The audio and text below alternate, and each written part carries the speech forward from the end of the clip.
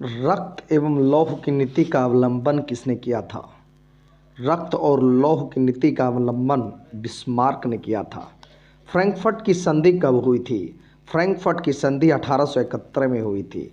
Vienna Congress कब हुआ था? वियना कांग्रेस 1815 में हुआ था। मार्टिन लूथर कौन थे? मार्टिन लूथर एक समाज सुधारक थे। काउंट काबूर को विक्टर एमेनुअल ने किस पद पर नियुक्त किया था? काउंट काबूर को विक्टर एमेनुअल ने प्रधानमंत्री के पद पर नियुक्त किया था। गैरीबाल्डी पेशे से क्या थे? गैरीबाल्डी पेशे से एक नाविक थे। यूरोप का मरीज किसे कहा जाता था? यूरोप का मरीज तुर्की को कहा जाता था। यंग यंग यूरोप या यूरोप की स्थापना किसने की थी? यंग यूरोप की स्थापना मेजनी ने की थी। किस युद्ध के बाद जर्मनी का एकीकरण पूरा हुआ? सेडान के युद्ध के बाद जर्मनी का एकीकरण पूरा हुआ। यूरोप वासियों के लिए किस देश का साहित्य एवं ज्ञान विज्ञान प्रेरणा स्रोत रहा? यूरोप वासियों के लिए किस देश का साहित्य एवं ज्ञान विज्ञान प्रेरणा स्रोत रहा? यूनान का। इटली एवं जर्मनी वर्तमान में किस महादेश के अंतर्गत आते हैं? इटली और जर्मनी वर्तमान में एशिया महादेश के अंतर्गत आते हैं। जर्मन राइन राज्य का निर्माण किसने किया था? जर्मन राइन राज्य का निर्माण नेपोलियन बोनापार्ट ने किया था। वियना कांग्रेस के द्वारा फ्रांस में किस शासक वंश की पुनर्स्थापना की गई? वियना कांग्रेस के द्वारा फ्रांस में बुर्बो वंश की शासन व्यवस्था को फिर से लागू किया गया। सन 1870 में फ्रांस और पर्सा के बीच युद्ध कहाँ हुआ था? सन 1870 में फ्रांस और पर्सा के बीच युद्ध सेडान के मैदान में हुआ था। जिलबेरिन या जालबेरिन एक कैसी संस्था थी? जालबेरिन एक व्यापारियों की संस्था थी। बिस्मार्क निम्न में से क्या था? बिस्मार्क निम्न में से कूटनीतिज्ञ। बिस्मार्क एक कूटनीतिज्ञ था। 1829 में एड्रियानोपोल की संधि किस देश के साथ हुई?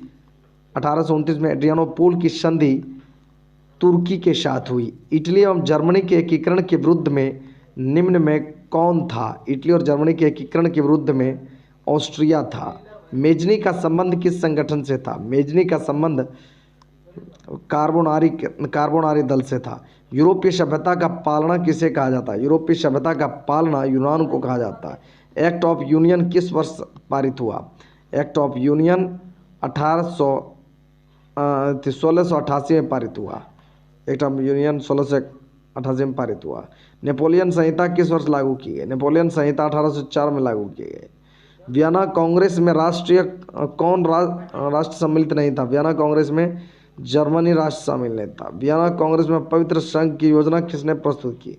वियना कांग्रेस में पवित्र संघ की योजना रूस ने प्रस्तुत की। यंग इटली का संस्थापक कौन था? यंग इटली का संस्थापक मेजनी था। जर्मनी के एकीकरण के लिए बिस्मार्क ने कितने युद्ध किए? जर्मनी के एकीकरण के लिए बिस्मार्क ने 3 युद्ध किए। जालबेराइन की स्थापना किस राज्य में की गई? जालबेराइन की स्थापना किस राज्य ने की? जालबेराइन की स्थापना पर्सा राज्य ने किया। यूनान के स्वतंत्रता संग्राम किसकी पराजय हुई? यूनान के स्वतंत्रता संग्राम में तुर्की की पराजय हुई। 1789 के फ्रांसीसी क्रांति के समय वहाँ किस राजवंश का शासन था? 1789 की फ्रांसीसी क्रांति के समय वहाँ पर बुर्बो वंश का शासन था। हंगरी का भाषा क्या थी? हंगरी का भाषा मैग्यार था। मरियन किस देश के राष्ट्रपति के प्रतीक थे? राष्ट्रवाद के प्रतीक थे। मरियन किस देश के राष्ट्रवाद के प्रतीक थे? मरियन फ्रांस के राष्ट्रवाद के प्रतीक थे। कार्बोनारी की स्थापना किस वर्ष की गई थी? कार्बोनारी की स्थापना 1810 में की गई थी। चार्टिस्ट आंदोलन कहाँ संपन्न हुआ? चार्टिस्ट आंदोलन इंग्लैंड में संपन्न हुआ। नवगोयतुल्ला आंदोलन कहाँ स्थापित हुआ? नवगोयतुल्ला आंदोलन कहाँ हुआ था? ये इटली में। नवगोयतुल्ला आंदोलन इटली में हुआ था। जर्मनी एवं इटली के एकीकरण के समय फ्रांस का शासक कौन था?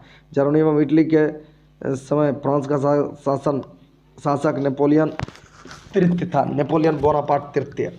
राष्ट्रवाद की अवधारणा का जन्म किस घटना से माना जाता है? राष्ट्रवाद की अवधारणा का जन्म पुनर्जागरण की घटना से माना जाता है? किस सिद्ध द्वारा स्वतंत्र यूनान राष्ट्र की स्थापना हुई? सिंध का था, किस संधि द्वारा स्वतंत्र राष्ट्र यूनान राष्ट्र की स्थापना हुई? तो कस्तुनतुनिया की संधि के द्वारा। सेडाओं के युद्ध में किसकी पराजय हुई? सेडाओं के युद्ध में ऑस्ट्रिया की पराजय हुई। प्रसा का शासक कौन था? प्रसा का शासक विलियम प्रथम था। मेटरनिक कौन था? ऑस्ट्रिया का चांसलर। मेटरनिक ऑस्ट्रिया का चांसलर था।